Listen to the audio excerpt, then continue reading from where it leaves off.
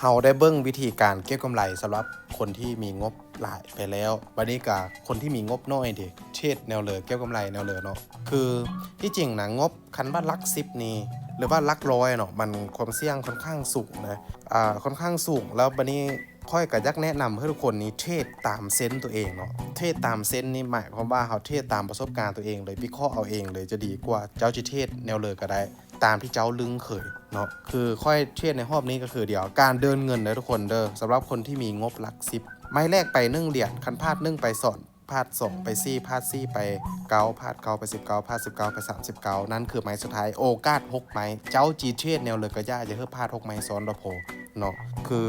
ค่อยกับจิเทรดแบบวิเคราะห์เองแบบนี้นะก็คือเทรดตามเซนส์ตัวเองแหละตัวเองเคยเจอนั่นเลยมานะก็เทรดไปตามนั้นคือสำหรับออเดอร์นี้เนาะ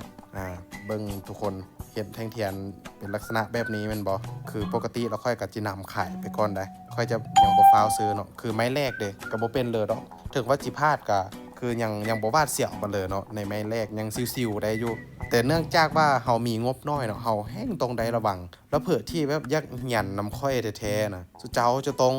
โอ้ค่อยบอกเลยนึ่งแล้วแม่นไฟหูไฟถามได้เจ้าจะฮู้หรือเจ้าต้องถามค่อยเนาะแบบต้องมันปรึกษาค่อยมันเซตหาค่อยเลยแบบนี้มันจึงเป็นนะกันว่าสุเจ้าเข้ามาแบบโอ้จิท่าแต่ค่อยมาป้อนข้อมูลอย่างเดียวเลยนะนี่บ่ได้เนาะเพราะว่าค่อยบ่แม่นสไตล์นั้นค่อยอยากเบิ่งว่าผู้เหลือตั้งเจอนะค่อยก็จึงจะบอกกันเพื่อที่ทรงบ่อยากเหียนค่อยกับบ่สนไปเลยเนาะเอาเวลาไปทุ่มเทให้กับคนที่เขาสนเจอแท้ๆอยากเหียนแท้ๆดีกว่าคือไม้เมื่อกี้เฮาชนะไปแล้วก็กลับมา1เหรียญคือเก่าในรอบนี้เอากำไร 2.8 เหรียญพอเนาะอันนี้สำหรับคนที่มีงบหลัก10เด้อทุกคนเด้อต้องเทรดเป็นแบบนี้คือออเดอร์นี้เนาะค่อยก็สิซื้อไปเนาะ1เหรียญค่อยซื้อไปก่อนเพราะว่าเหลือเนาะคือเบิ่งจากแท่งนี้มันคือแห่งซื้อมันยังหลายนะค่อยก็เลยว่าตัดสินใจซื้อไปก่อนมันมีโอกาสสูงอยู่เนาะที่จะขึ้นทำแต่กาโบสัวดอกช่วงนี้มันก็เริ่มสวิงแล้วเทรดอันเหรียญอันนี้นี่โซโลนาเนาะมันค่อนข้างนักน่วงเวลามันสวิงเจ็บเส้นเลยแต่ว่าคันบ้านมันจิงามก็งามไปเลยเนาะเหรียญอันนี้ค่อยกับพัดมักอยู่คันมันจิงามมันก็งามไปเลยอันนี้นะเทรดกับวิเคราะห์บ่ยากไปเลยคือออเดอร์เมื่อกี้พลาดไปแล้วเนาะวันนี้ค่อยกับกลับมาเป็น2เหรียญปรับ2เหรียญเกียมเทรดออเดอร์นี้เนาะคือเทรดแบบวิเคราะห์เองนี่เขาต้องได้เจอเย็นนิดนึงเนาะบางออเดอร์เขาอาจจะบ่ออกเลยคือเขาเบิ้งไปก่อนอะไรแบบนี้นะบ่แม่นว่าจะออกทุกไม้งบน้อยต้องเซฟที่สุดเนาะเขาต้องเซฟตัวเองที่สุดบ่แม่นว่าจิไปทุกไม้มันก็บ่ได้คือออเดอร์นี้ค่อยยังบ่มั่นเจอค่อยจะเบิ้งไปก่อนตอนนี้เนาะคือเฮาเบิ้งแบบผิวเผินนี่นะเวลาเฮาซูมเบิ้งอันนี้นี่เฮาจะจับจุดยากได้ว่าช่วงนี้น่ะระหว่างแห่งซื้อแห่งขายที่ฟังเลยมันหลายคนยากเลยมันมีโอกาสทั้งสองเนาะแต่ว่าคันที่สัวเฮาต้องเบิ่งไปยาวๆนิดนึงก่อนเนาะเบิ่งไปก่อนคือออเดอร์นี้เฮาบ่ออกถือว่าถูกต้องแล้วเนาะเฮาเบิ่งท่าทีตลาดไปก่อนแล้วจึงออกสัวแล้วจึงออกนะมันเจอจึงออกคือ2เหรียญออเดอร์นี้คันว่าพลาด2ไม้ต่อไปได้ไป4เหรียญคันยังพลาดนะพลาด4แล้วไป9เนาะอันนี้จื้อไว้เลยได้อันนี้นะพลาด9ไป19พลาด19ไป39นั่นคือไม้ที่6เนาะมีโอกาส6ไม้นั่นเลยก็ได้อย่าพลาด6ไม้ซ้อนละพอนี่แหละคือโจทย์โอเคคือออเดอร์นี้ค่อยกะ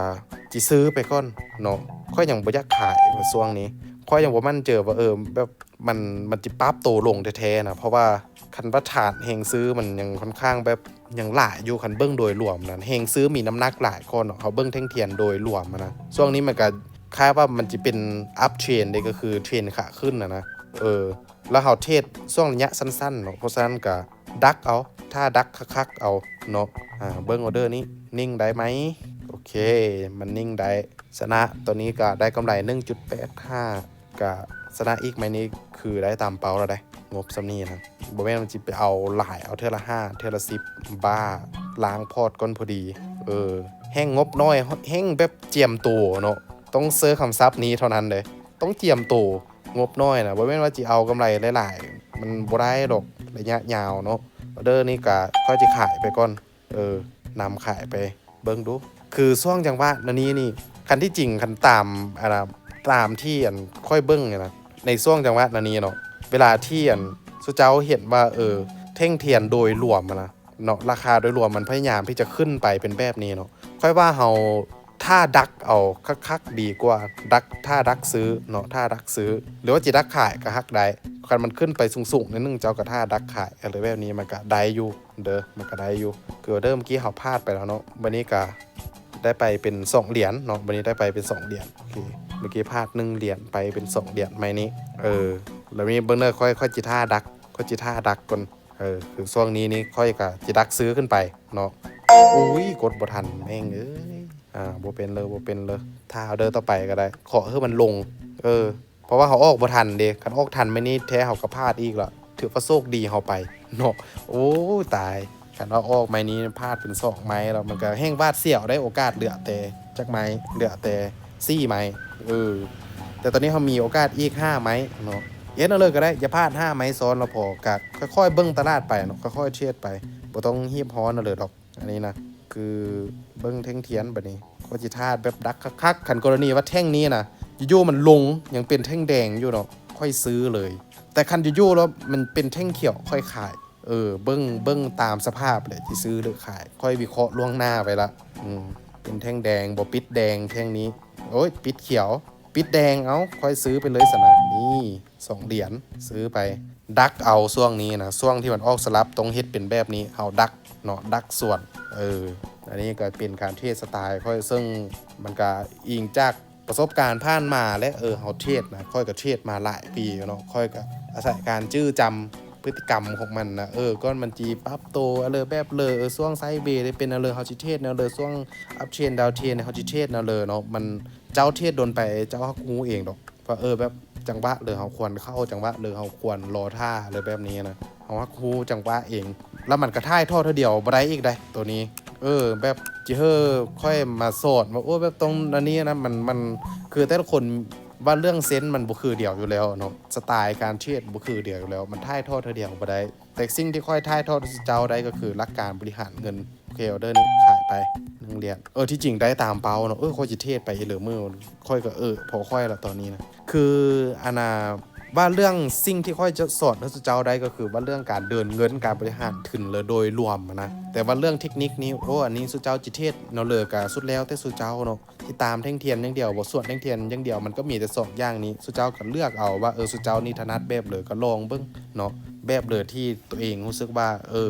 พลาดน้อยนะเวลาที่เซิร์ฟไปแล้วเทคนิคต่างๆนะเทคนิคเลยพลาดน้อยก็เอาเทคนิคตัวนั้นแหละเอาตัวที่เองมั่นเจอเนาะส่วนการเดินเงินต้องเดินตามค่อยแบบเป๊ะแบบเป๊ะโคตรเป๊ะจึงได้เองก็ระบบได้เจ้าจิมสมมติว่างบ71เหรียญ70เหรียญเดินไม้ละ10ไม้ละ20อันนี้ก็เกี่ยมโลดเนาะเกี่ยมเจ๊งเกี่ยมล้มละลายจะว่าแต่เจ๊งล้มละลายเลยคนล้มละลายกับการเทรดนี้ค่อยเห็นมาหลายเนาะคนที่แซดมาปรึกษาค่อยเลยนะแต่ละมือแต่ละเดย์เพราะว่าแต่ตลาดเลยแหละไปลงตลาดโฟเร็กซ์บอกไปลงตลาดเปรารี่ออปชั่นไปลงตลาดคริปโตเคอเรนซีเจ๊งเป็นแทบๆเนาะมันก็มีทั้งจุได้แต่จุเสียได้แต่ว่าจุเสียนี่เป็นส่วนหลายคนที่ได้นี่มันส่วนน้อยคนที่จะหาเงินได้ในระยะยาวมันส่วนน้อยแท้ๆเพราะฉะนั้นแล้วเจ้าก็เลือกเอาว่าอันนึงนะเจ้าจีเป็นคนส่วนหลายที่แบบเสียเงินเท่ากับตลาดหรือเจ้าจะเป็นคนส่วนน้อยที่ได้กำไรส่วนน้อยๆนะเจ้าก็เลือกเอาคันว่าเจ้าเลือกได้แล้วเจ้าก็ต้องปฏิบัติตามค่อยเวลาค่อยแนะนำทิมเมิดอีโก้นะเจ้าอยากเป็นแบบเลยเจ้าต้องไปยู่นำคนแบบนั้นนะบ้านอันนี้ซะเนาะสไตล์ค่อยนี่ก็คือได้น้อยแต่ว่าได้ยาวๆได้น้อยแต่ว่าซิลบ่กดดันนี้แหละคือการเทรดที่ดีที่สุดสำหรับค่อยนะบ่แม่นว่าได้กำไรหลายแล้วจะต้องแบบมานั่งเจอสั้นเจอเส้นมานั่งคึดจนเจ็บเส้นนั่งเฝ้าโจโอ้ยจักกี่ได้บ่ได้ออกออเดอร์นี้ไป500เหรียญละไม้เดียวนี่ต้องมาลุ้นเอา30วิเอาเงินจักกี่เท่าเลยมันลงในไม้เดียวนะเอาเงินเป็น10ล้าน20ล้านกีบลงกับไม้เดียว30วิคือมันบ่คุ้มเนาะบ่ว่าแต่เจ้าจะไปเทรดเอาเลยหรอกฟิวเจอร์จะเทรด Forex แล้วเลยก็บ่คุ้มดอกอยู่ๆเจ้าจะออกแบบหลายๆอันนั้นมันบ่คุ้มยามได้มันก็ได้หลายยามเสียก็เสียหลายก็แล้วแต่เนาะคันว่าห้ามความเสี่ยงได้ก็จิเทศนั่นเลยก็สุดแล้วแต่สุดท้ายค่อยก็ห้ามมาเลยบ่ได้สำหรับคนที่ยักเหียนก็อันนี้จะเป็นเฟซค่อยนี่คนที่ยักเหียนนี้เลยเฟซค่อยเฟซจริงต้องเป็นเฟซนี้เนาะอันนี้แหละเฟซแท้นะสุเจ้าเบิ้งหรือชื่อไว้เฟซแท้มีแต่เฟซนี้เฟซเดียวเด้อเฟซแท้นะเฟซนี้เฟซเดียวเลยยักเหียนแล้วทักมาส้นโตรถ เพราะว่าค่อยก็เปิดรับสอนอยู่ในช่วงนี้นะ